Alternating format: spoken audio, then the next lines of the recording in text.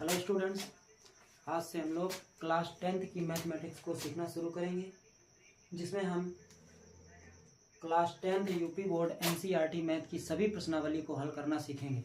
तो सबसे पहले हम लोग सीखते हैं संख्याओं के प्रकार के बारे में। तो चलिए जानते हैं कि संख्याएं कितने प्रकार की होती हैं।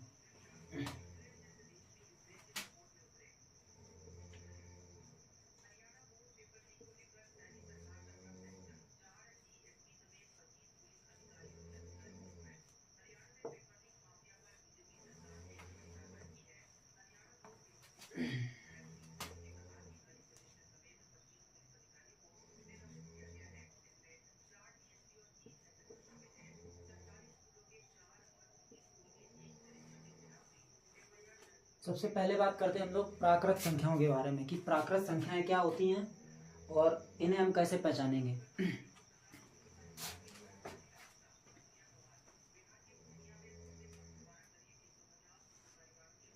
देखिए, गिनती की सभी संख्याओं को प्राकृत संख्याएं कहते हैं।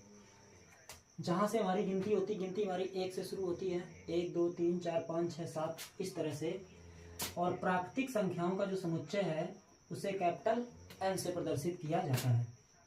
तो प्राकृतिक संख्याएं हमारी हो गई 1 2 3 4 इस तरह से। जहां तक आप गिनती कर सकते हो वो सारी संख्याएं प्राकृतिक संख्याएं कहलाती हैं। इसके बाद में होती है एक पूर्ण संख्याएं।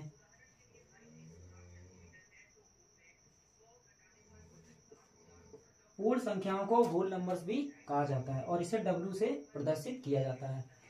तो देखिए, जानते हैं सबसे पहले कि पूर्ण संख्या क्या होती है। गिनती की सभी संख्याओं को प्राकृतिक संख्याएं कहते हैं और उसमें यदि हम जीरो शामिल कर दें तो उन सभी संख्याओं का जो संग्रह होगा वो पूर्ण संख्या कहलाएगा। यानी 0 1 2 3 4 5 इस तरह से अनंत तक हम गिनती करेंगे तो वो सारी संख्याएं हमारी पूर्ण संख्याएं कहलाती हैं। तो अभी हम जान चुके हैं कि प्राकृतिक संख्या क्या होती है और पूर्ण संख्या क्या होती है। जो संख्याएं 1 से शुरू होकर अनंत तक जाती हैं उन्हें हम प्राकृत संख्याएं कहते हैं, जबकि जो संख्याएं गिनती की होने के बावजूद उसमें जीरो भी शामिल कर दिया जाए तो उन्हें पूर्ण संख्या कहा जाता है। इसके बाद में एक हमारा होता है पूर्णांक। पूर्णांक को इंटीजर भी कहते हैं और इसे I से प्रदर्शित किया जाता है। तो जो संख्याएं हमारी जीरो से माइनस की तरफ आती हैं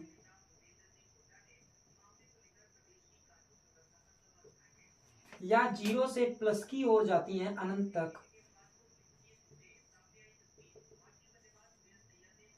उन सभी संख्याओं को पूर्णांक कहते हैं। पूर्णांक दो प्रकार के होते हैं, धनात्मक पूर्णांक और ऋणात्मक पूर्णांक।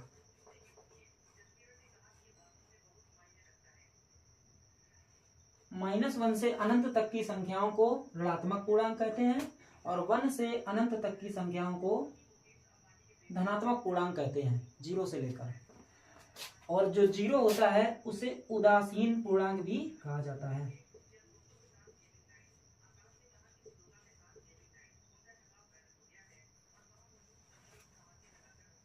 इसके बाद में एक संख्या आती है सम संख्या।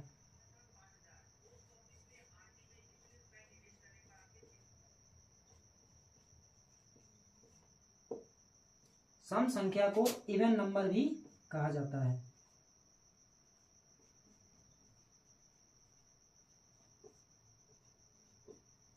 तो चलिए अब जानते हैं कि सम संख्या क्या होती है।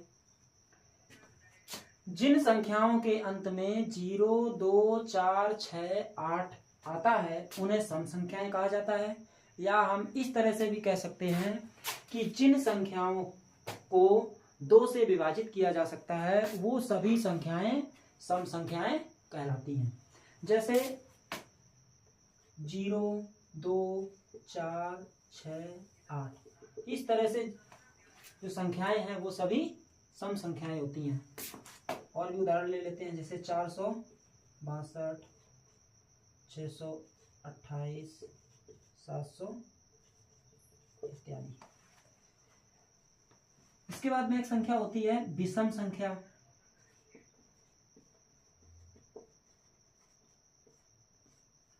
विषम संख्या को ओड नंबर भी कहा जाता है।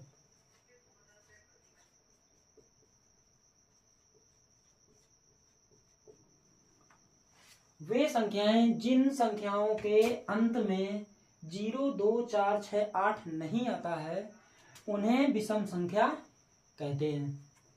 या हम इस तरह से भी कह सकते हैं कि जो संख्याएं 2 से पूरी विभाजित नहीं होती हैं उन्हें विषम संख्या कहते हैं। इस बात को तीसरी तरह से और भी कहा जा सकता है कि जिन संख्याओं के अंत में 1, 3, 5, 7, 9 संख्या के अंत में आता है तो वो सभी संख्याएं विषम संख्याएं कहलाती हैं। जैसे 1, 3, 5, 7, 9 इस तरह से।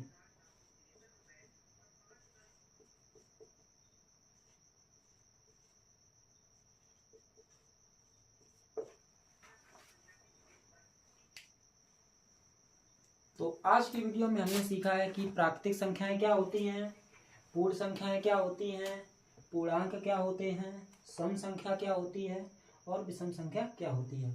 आगे आने वाले वीडियो में हम संख्याओं के प्रकारों के बारे में और भी जानकारी प्राप्त करेंगे, जिसमें हम कुछ अन्य प्रकार की संख्याओं के बारे में जानकारी प्राप्त करेंगे।